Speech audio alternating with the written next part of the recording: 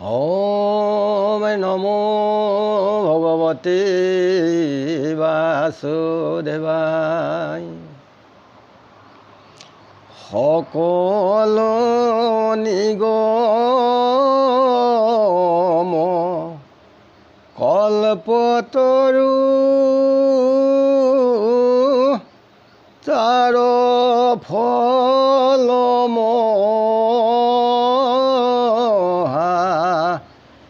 ভাগৱত শোকমুখে ভূমিত ভয়লাবিদিত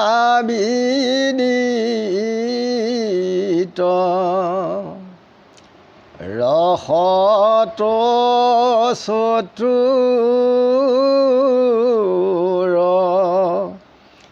যিটো জন কৃষ্ণৰ চৰণে দিয়া মন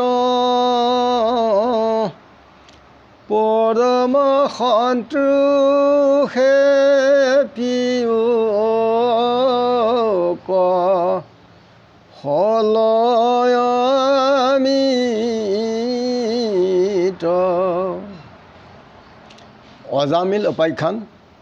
মংগলচৰণ দুলৰী।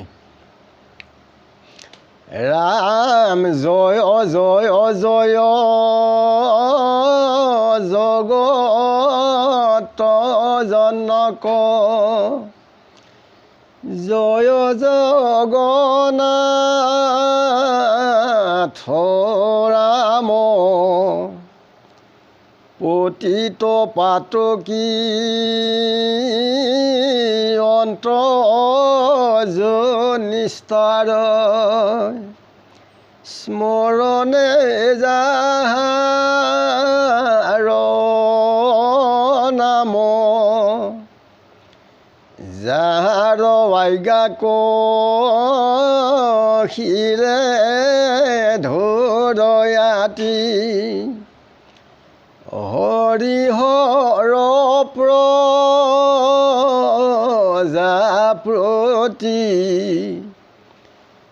হে নয় মিশ্ৰ কৃষ্ণ কৰো সহস্ৰ কোটি প্ৰণতি নমো ভগৱন্ত সততে কৰান্ত যিটো ভকত কদায়া সৃষ্টি স্থিতি লয় কৰন্তে বাচয় কতাইখে যাহাৰ মায়া যত অৱতাৰ বিভূতি যাহাৰ যাৰ মহাহৰি নাম হে নয় মিশ্ৰ কৃষ্ণ কৰো সহস্ৰ কোটি প্ৰণাম পৰম পাতকী দ্বিজয় জামিল মলিনয় ধম বুদ্ধি নাৰায়ণ নাম পুত্ৰ কদাকন্তে সিও ভৈলা মহাসুধি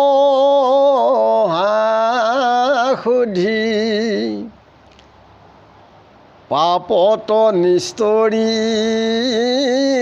সংসাৰ কতৰি পাইলা বৈকুণ্ঠ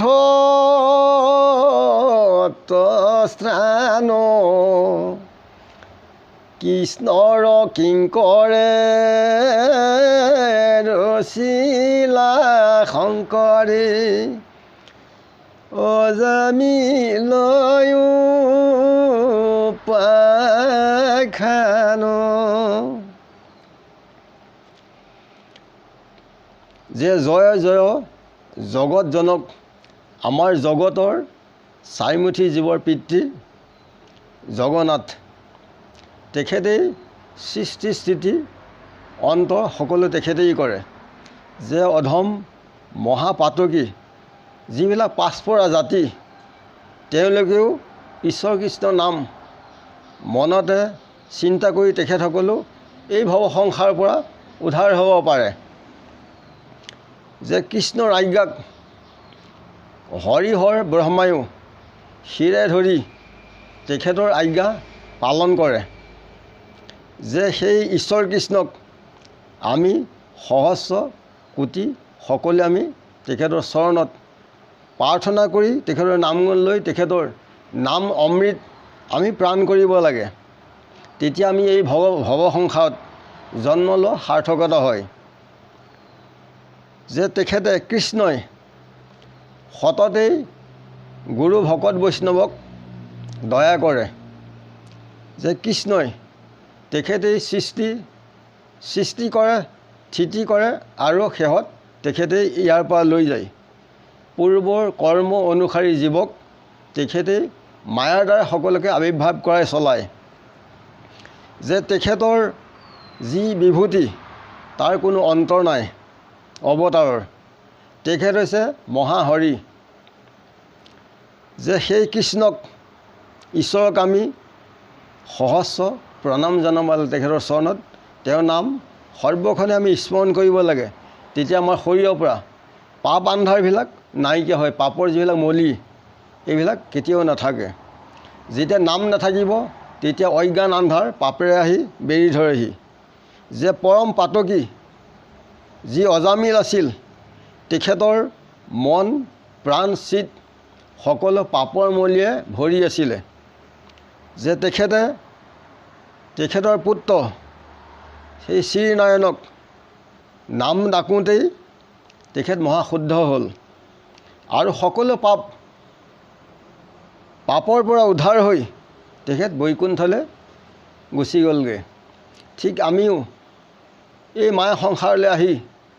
সকলোৱে আমি ঈশ্বৰ কৃষ্ণৰ তেখেতৰ আশ্ৰয় হ'ব লাগে এইখন বজাৰ ইয়াত বজাৰ শেষ হ'লেই সামূহিক সৈতে সকলো এই সংসাৰৰ পৰা যাবগৈ লাগিব চণ্ডালে কৰে যদি হৰিৰ কীৰ্তন তাকো নিনিন্দয় যিটো হোৱে মহাজন যে চাণ্ডালে যেনি হৰিৰ কীৰ্তন কৰে যে যিজনে নিন্দা নকৰে তেখেত মহাজন হয় যে যি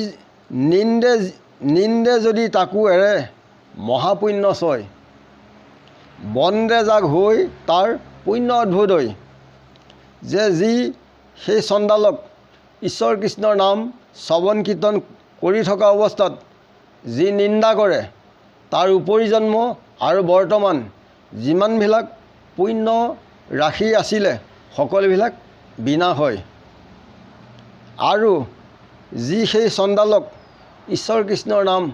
শ্ৰৱণ কীৰ্তন কৰোঁতে যি বন্দনা কৰে আনন্দ কৰে প্ৰশংসা কৰে তেখেতৰ কি হয় পুণ্য অদ্ভুতই হয় সেইকাৰণে কাকো নিন্দা বন্দনা কৰিব নালাগে পূৰ্বৰ কৰ্ম অনুসৰি এই সংসাৰলৈ জীৱ আহিছে সকলোৱে নিজা নিজা কৰ্ম কৰি আছে আৰু যিবিলাক বেদৰ অবিহিত এই কৰ্মবিলাক ত্যাগ কৰি পেলাই যি শাস্ত্ৰৰ মাধ্যমৰ যিবিলাক সৎকৰ্ম এই কৰ্মখিনি কৰি গ'লে বৰ্তমান আৰু জন্মৰ পাছতো মৃত্যুৰ পাছতো জীৱৰ পৰম মংগল হয় কাৰণ এই শৰীৰ যোৱাৰ পাছত কোটি কোটি জন্ম লাগি গ'লগৈ আৰু যে আমি যদি হৰি ভজনা নকৰোঁ তেতিয়া আমি তিন তৰু শিল এই গোটেই গছ বন হৈ 84 নৰকুণ্ডত আমাক দৌৰাই লৈ ফুৰাব। সেইকাৰণে মনুষ্যই উত্তম শ্ৰেষ্ঠ জ্ঞানী। সেইকাৰণে গুৰুত আশ্ৰয় লৈ ঈশ্বৰ কৃষ্ণৰ নাম গুণ লৈ অভ্যাস কৰিলেই খাটাং হৈ সকলোৱে উত্তম হয়। ইমানতে কৈ সবাৰ চৰণত সেৱা জনাই আমি ৰাখিছোঁ। কোটি কোটি ঘোৰ অপৰাধনীতে কৰোঁ আমি দুৰাশয়, হে হৰে মোক ৰাখ হেন মানি ক্ষমিও কৃপাময়, ৰাম ক্ষমিও কৃপাময়। গুৰু সবৰ শ্ৰীচৰণত আমি প্ৰাৰ্থনা জানো। কৃষ্ণ কৃষ্ণ গুৰু হৃদয় গুৰু বিষ্ণু।